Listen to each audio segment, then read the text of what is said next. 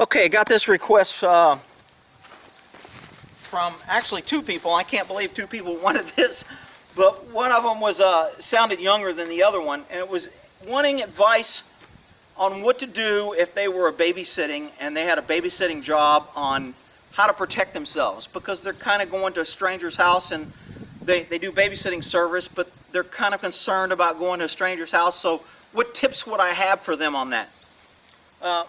Well, first of all, if you're like got your name on Craigslist as babysitting and you're going to a strange place, it's always good to have a documentation trail, so you can document either through text, through emails, through phone calls, etc., on your communication. So if something were to happen, you can kind of show a record, or somebody can investigate, can show a record by subpoenaing your phone records or your text messages on who you communicate, who you call. I mean, it's very easy if somebody wants to rape or set up a babysitter, to look through Craigslist. You post your picture, I'm 16 and I've been babysitting for 3 years and I'm this and I'm that and I'll show up and I only charge this. It's very easy for some predator, rape, sexual offender, whatever, to call you and say, hey, me and my wife would like to go out, and would you come babysit our 7-year-old kid, and here's the address, okay? Thanks a lot. Well, we'll see you at 8. It hangs up, and then you show up, and as soon as you open the door, you're snagged and dragged inside and raped. So, does it happen? I can't see it happening a lot. I'm sure it has happened. But you take that risk when you go babysitting to unknown locations. So you want good documentation. You want other people to know where you're going, either your parents, friends, somebody, sibling. You want to have a good documentation as far as email, your texts, your phone calls. Call somebody when you get there so they know where you're at, where you showed up. Call them when you're finished. Let them know that you're going to call them. Let them know if they don't hear from you by this time that something's wrong.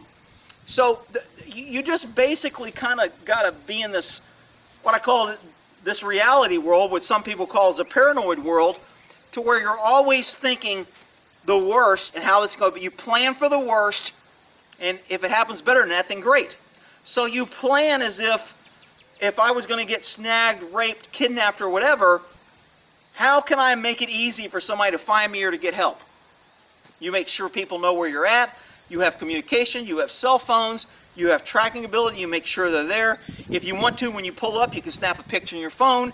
You can text it to your friend and say, hey, here's the address. Here's the front porch. Here's where I'm at. I'm going up here. I don't feel right.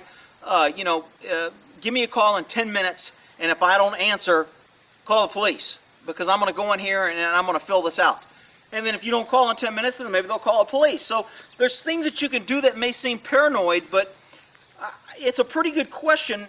I mean, I don't really think, to me, when I think of babysitters, I'm thinking of when I was a kid, we always got the neighbor, or, a sister's friend, or somebody went to school together, they had an older sister, and so there was always this kind of connection on babysitters. But I guess in today's day and age, with the internet, it's very easy to put your name out there for mass publication, and anybody can call you within a 5 or 10 mile radius. You go on Craigslist and you can be a babysitter. So it's a pretty good question as to what you want to plan and how you want to think this out. And make sure, again, there's a trail, there's an email, contact with who you're talking to. Sir, can you take a picture of your driver's license to ensure who I'm talking? If you get a vibe, you have them take a picture of their license and email it to you. Have them text it to you. Can you take a picture of your front door so I know the house that I'm going to? Okay, now you have a picture of their house in your phone. Get a name of a person, get some sort of validation on who's there before you ever go. Who's a secondary contact? If I can't contact you, I want to make sure on who I can contact. Get that through email or on your text. So he may say, oh, if you can't get me, call my wife's cell phone, here's her number.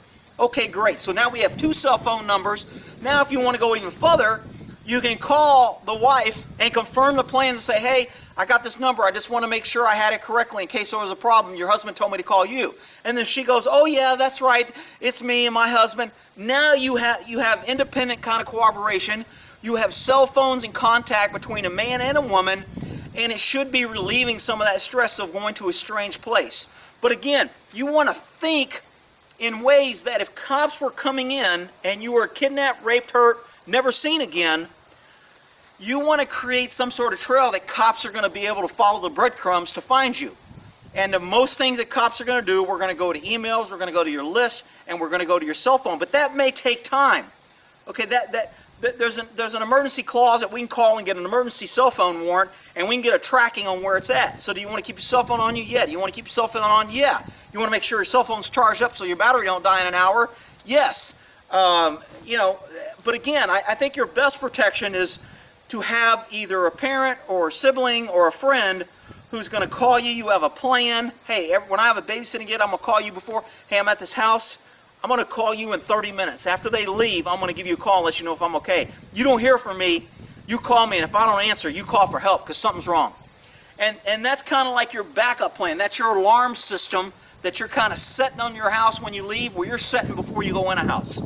So plans like that can help. Again, you know, if you have an email, if you have a tablet at home, you got a roommate, you got parents, write all this down on a sheet of paper. I'm going to this house. I talked to Bob.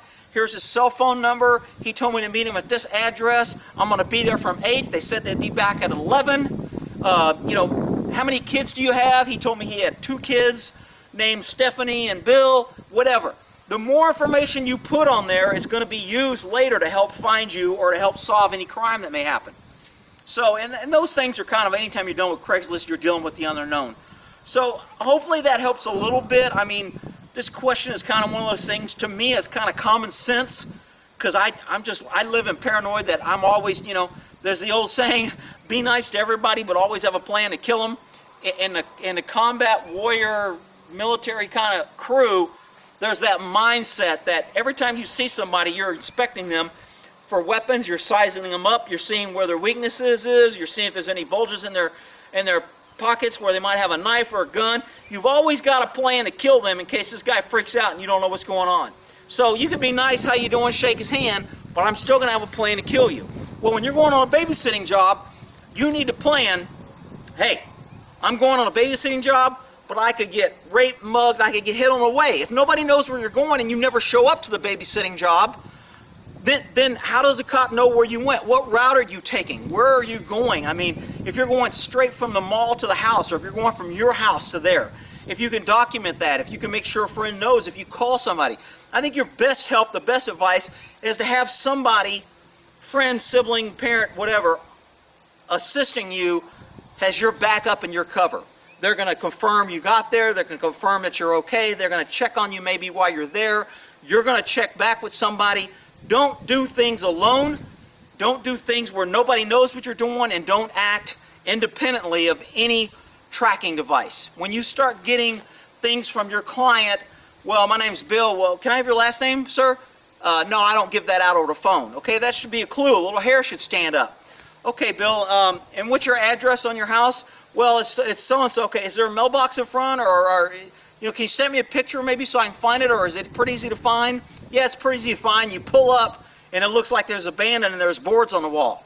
Okay, don't go up to the house. I mean, that's a clue that maybe the guy's just using the house. It's very easy for me to call somebody, go to an abandoned house, say I live at this abandoned house, and get you to walk to this abandoned house, then I snag you and get you inside. You don't know that anybody's there. So is the yard upkept? Is there cars in a garage? Does it look like there's a car ready to leave? Is there kids' toys? If you're going to babysit, there should be a playhouse, kids' toys. There should be evidence that the house has kids. So those are little clues and things to look for. Hopefully that helps. Like I said, I had a couple people that asked. I don't know how common that question is, but I figured I'd put it out there. And we'll end that there.